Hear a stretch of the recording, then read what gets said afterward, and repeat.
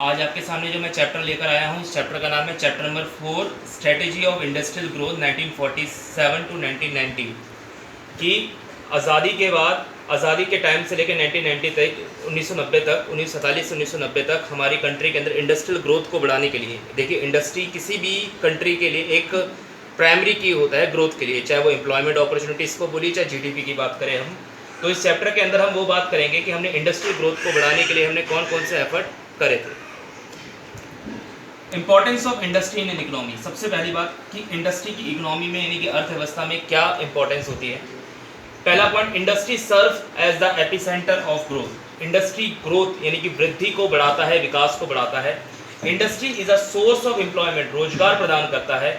Industry offers mechanism means of farming. Mechanism means of farming, farming sector के लिए mechanisms जैसे tractor, threshers और भी इक्विपमेंट को पैदा करता है। Industry imparts dynamism to growth process, यानी कि देश की वृद्धि और तरक्की में तेजी लाता है। Industrialisation leads to the growth of civilisation. Growth of civilisation का मतलब है कि हमारे रहन सहन, हमारे जीवन सभ्यता को भी सुधारता है।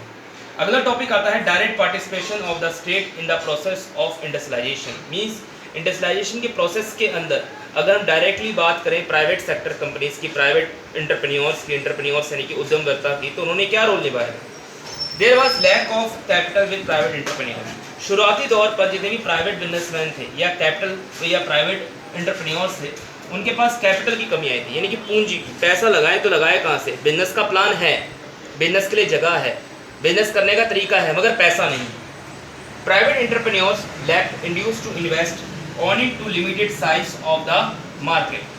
प्राइवेट एंटरप्रेन्योर्स इन्वेस्ट करना चाहते थे बट इन्वेस्टमेंट के लिए उनके पास पैसा नहीं था और प्रॉपर एक मार्केट का साइज नहीं। तो हमने इसके लिए इंडस्ट्री पॉलिसी रेजोल्यूशन अपनाया 1956 में।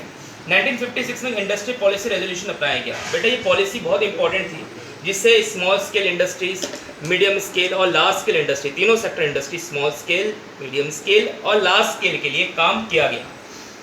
Industry Policy Resolution 1956 was an official declaration on the leading role of the government in the process of industrialization. Private sector was assigned only a secondary role in the process of industrialization. Private sector ने इस resolution के अंदर एक secondary role निभाया। Secondary role इसलिए कि private sector को 1956 की पॉलिसी में इतनी ज़्यादा जगह नहीं दी गई, सिर्फ पब्लिक सेक्टर के बिजनेस को। पब्लिक सेक्टर के बिजनेस मीन्स जो बिजनेस गवर्नमेंट करती थी, रेलवेज, इंफ्रास्ट्रक्चर्स, इलेक्ट्रिसिटी, प्रमोशन, इस तरह से चीज़ें। अब आते हैं हम small scale industry. Small scale industry बेटा किन्हें कहते हैं, सबसे पहले ये समझेंगे, लघु उद्योग। जिन उद्योगों में आज के समय में टर्नओवर 1 करोड़ तक का होता है, 1 करोड़ से 5 करोड़ तक का बीच का, और निवेश भी इसी के बीच में, इन्वेस्टमेंट भी इसी के बीच में होता है। Were accorded high priority within a view to promoting the goals of employment and equity. Means इसके लिए हमें गोल्स ऑफ एम्प्लॉयमेंट की जरूरत पड़ी थी और इक्विटी यानी कि बाजार में समानता लानी।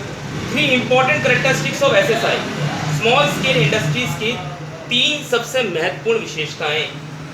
This industries are more labour intensive. More labour intensive, small scale industry में बेटा ज़्यादा मशीनें नहीं होती है, इंसान से काम लिया जाता है, तो स्मॉल स्केल इंडस्ट्री ज़्यादा लेबर इंटेंसिव थी। सबसे ज़्यादा फायदे के बाद लेबर इंटेंसिव होने से लोगों को रोजगार मिलेगा।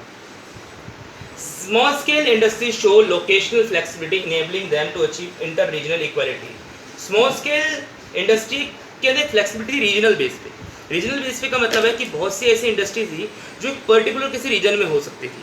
जैसे कि मान लीजिए अगर मैं हैंडीक्राफ्ट इंडस्ट्री की बात कर लूँ, जूट से बनी हुई चीज़ों की बात कर लूँ, या कॉटन इंडस्ट्री या किसी और इंडस्ट्री की बात कर लूँ, तो वो एक पर्टिकुलर रीजन में थी, और पर्टिकुलर रीजन से होने से फ़ायदा सिर्फ उस रीजन को नहीं मिलता था, उस स्टेट को भी मिलता था, स्टेट गवर्नमेंट को मिलता था और वहाँ के लोगों को भी मिलता था। जिससे क्या हुआ, हमारी इंडिया के अंदर की रीजनल डाइवर्सिटी पैदा हुई कि इंडिया के अलग अलग स्टेट के अंदर स्मॉल स्केल इंडस्ट्रीज ने अपनी एक अलग पहचान बनाई। Small scale industry needs small investment and therefore do not cause concentration of wealth. Small scale industry में फायदा कि इसमें छोटा निवेश की जरूरत पड़ती है, मतलब छोटा निवेश नहीं, कम पैसे लगाने के बाद, ठीक है। और इन्होंने कभी भी वेल्थ को बढ़ाने की कोशिश नहीं करी। वेल्थ यानी कि पैसे को बढ़ाए, अपने small scale to middle scale में चेंज हो जाए, नहीं। इन्होंने कंसंट्रेशन करके सिर्फ प्रोडक्शन को बढ़ावा दिया और वेल्थ को कम रखा। Salient feature of the strategy of industrial growth during the 1950-1990 means industrial growth का सैलिएंट फीचर क्या था 1950 से 1990 के दौरान। Public sector was to play a centre role in the process of industrialisation. Public sector जिसे हम कहते हैं गवर्नमेंट सेक्टर ने इंडस्ट्रियलाइजेशन के अंदर एक महत्वपूर्ण भूमिका निभाई। Private sector was to play a secondary role and then that too under permit licence raj. Private sector business कर सकते थे मगर सिर्फ परमिट लेना पड़ता था, परमिट यानी कि लाइसेंस लेना पड़ता था उन्हें वो बिजनेस करने के लिए जो पब्लिक सेक्टर कर सकती थी। जैसे कि मैं बात कर रहा हूँ केमिकल इंडस्ट्रीज़ की, मेडिसिन बनाने वाली इंडस्ट्रीज़ की, ठीक है, वॉर गुड्स यानी कि युद्ध प्रेरक वस्तुएं जैसे कि हथियार या गोला बारूद बनाने वाली इंडस्ट्री की। तो ये कुछ ऐसी इंडस्ट्री ऐसी थी जिनको अगर शुरू करना था प्राइवेट कंपनी तो उन्हें लाइसेंस लेना पड़ता था गवर्नमेंट सेक्टर से। Domestic industry was to be projected from foreign competition. Domestic industry को हमने फॉरेन कंपटीशन के साथ कंपटीशन मिलाया, यानी कि विदेशी वस्तुओं के साथ घरेलू वस्तुओं का एक competition. Small scale industries was to be develop to promote the objectives of employment and equity.